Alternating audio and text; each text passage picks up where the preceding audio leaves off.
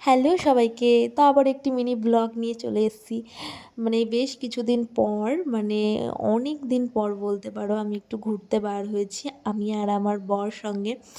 তো আমাদের ঘোরা বলতে আর কি রেস্টুরেন্ট না হলে শপিং মল। অনেক দিন পর এই শপিং মলটাতে এসেছি। আমার তো ভীষণই ভালো লাগে এই মলটাতে আসতে। তো এই দেখো, এই যে জিনিসগুলো সুন্দর সুন্দর দেখে জাস্ট চোখ জুড়িয়ে যাবে, কিন্তু এর প্রাইস দেখে মানে আমরা বেরিয়ে এসেছি। আমার তো কেনার খুব একটা ইচ্ছে ছিল যে কিনবো, বাট আমি ওখান থেকে প্রাইসটা দেখে চলে এসেছি। এখানে স্টার্টিং প্রাইসই হচ্ছে তোমার মিনিমাম 20,000 টাকা। সেই জন্য ওখান থেকে সোজা আমরা বেরিয়ে চলে আসলাম। আর এই যে ওপর থেকে নিচের এই পজিশনটা দেখতে ভীষণই সুন্দর লাগে। তো দেখলাম আজকে খুব একটা লোক জমজমাট ছিল না, যেহেতু আজকে বৃষ্টি বাদলার দিনে, সেজন্য লোক পুরোটাই অফ ছিল। পুরোটা অফ বলতে ম্যাক্সিমাম এই যে ওপরের দোকানপাট দেখছো এগুলো মানে অনেকটাই বন্ধ ছিল।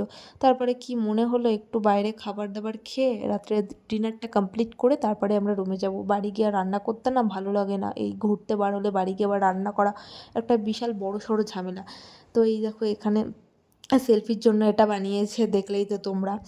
তো এখানে দোকানপাট মানে অনেকটাই চেঞ্জ হয়েছে আগের তুলনায়। আগেরবার যখন এসেছিলাম অনেকটা এর থেকে বেটার ছিল, এবারটা না খুব একটা ভালো লাগেনি আমার।